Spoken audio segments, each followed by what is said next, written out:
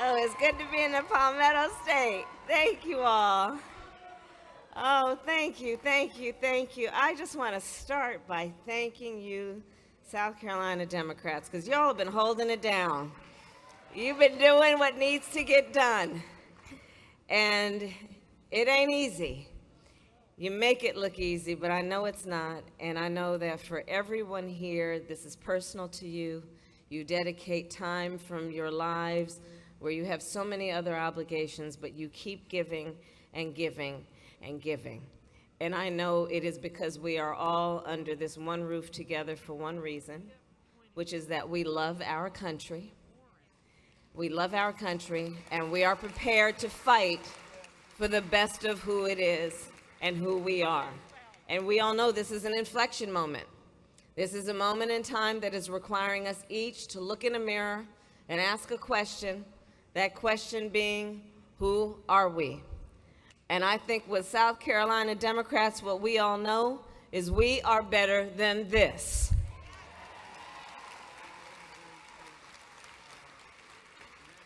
And so this is a moment in time where we will fight for the best of our country. And I want to congratulate Trav on a great convention and thank everybody. So listen, I mean, here's the thing.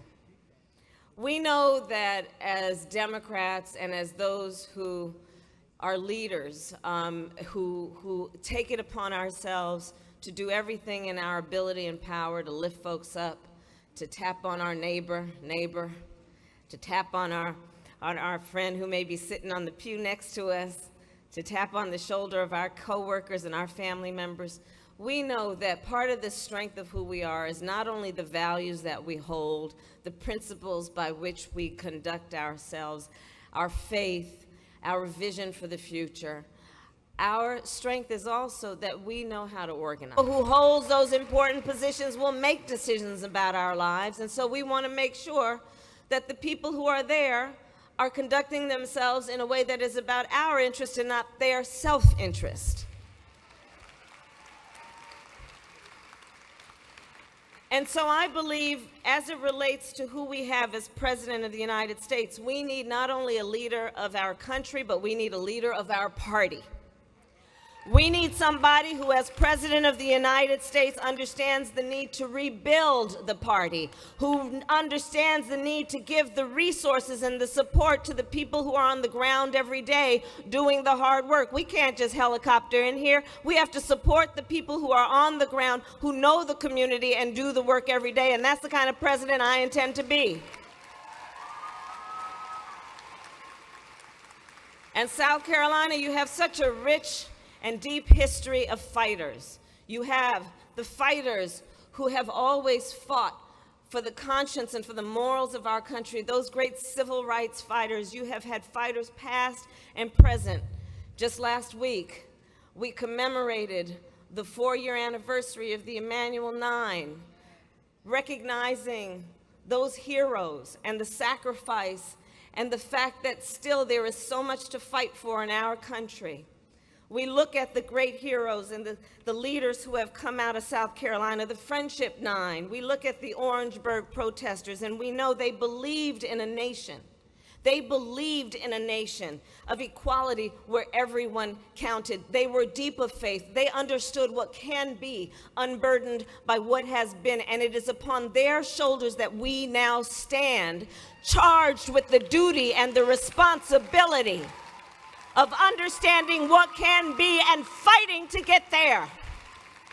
That is our responsibility. And you know, I was raised in a family of civil rights fighters. I was raised in a community where we were taught, don't you hear no when they say it? Know where we are and know and see the vision and be deep of faith in knowing that you can see what maybe others can't see, but you can help them get there.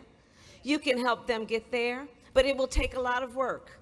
It will take a lot of work. So I stand before you as a candidate for President of the United States, prepared to do the work of helping our nation see what can be, unburdened by what has been, and see the vision of the future, respecting our past.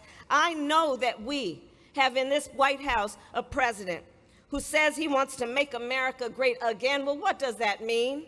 Does that mean he wants to take us back to before schools were integrated? Does that mean he wants to take us back before the Voting Rights Act was enacted? Does that mean he wants to take us back before the Civil Rights Act was enacted? Does he mean he wants to take us back before Roe v. Wade was enacted? Because we're not going back. We're not going back.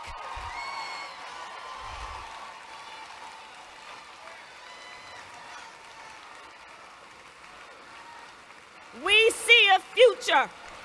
We see a future. And I'm going to tell you, not only am I a child of parents who were active in civil rights fighters and marchers, I also had a career as a prosecutor. So let me tell you a little bit about that. I know how to take on predators. I took on the big banks and won over $20 billion. I took on for-profit colleges and put them out of business. I took on oil companies who were polluting our environments. I took on transnational criminal organizations who were preying on women and children. I know how to get that job done. And I did it for the people, for the people. So let me tell you, we need somebody on our stage when it comes time for that general election who knows how to recognize a rap sheet when they see it and prosecute the case.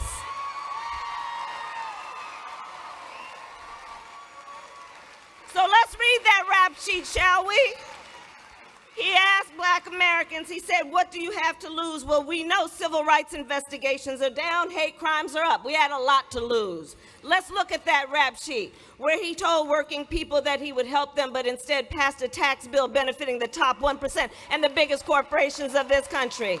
Said he would help the farmers, but passed what I call the Trump trade tax, Trump trade policy by tweet, and now we got farmers who have soybeans rotting in bins and auto workers who may be out of their job by the end of the year. Let's look at that rap sheet where he said he would give everyone health care, but he's still trying to rip health care away from folks and turn back the clock on Obamacare. Let's talk about looking at that rap sheet where he has embraced dictators like Kim Jong-un and Putin and taken their word over the word of the American intelligence community. Let's prosecute the case. Let's prosecute that case. And let's not turn back the clock. Let's start the next chapter, shall we? Let's start the next chapter. Let's turn the page. And here's what I see in that next chapter. I see us fighting for our America in what I call the 3 a.m. agenda, which means looking at writing that next chapter through the lens of what wakes us up in the middle of the night. What's on our minds? What do we need to deal with? So let's turn the page, South Carolina, and write that next chapter in a way that we take action. We take action on paying people equally for the work that they do, be they women, paying our teachers what they deserve in terms of paying them their value. Let's take action on getting $500 more a month to working families so they can get through the end of the month. Let's take action and make sure that if Congress doesn't have the courage to pass smart gun safety laws, then we will get the job done. Because I believe in an America. I believe in an America, and our America, where you only have to work one job to have a roof over your head and put food on the table. I believe in an America where teachers are paid their value. I believe in America where no politician tells a woman what to do with her body. I believe in an America where health care is a right and not a privilege for just those who can afford it. I believe in an America where children do not have to fear going to school for fear of a mass shooter. I believe in an America. I believe in an America where we have a president who understands the greatest strength and the greatest power any one individual can have is not to beat people down, but to lift them up. So I'm here to ask you for your support. Thank you, South Carolina.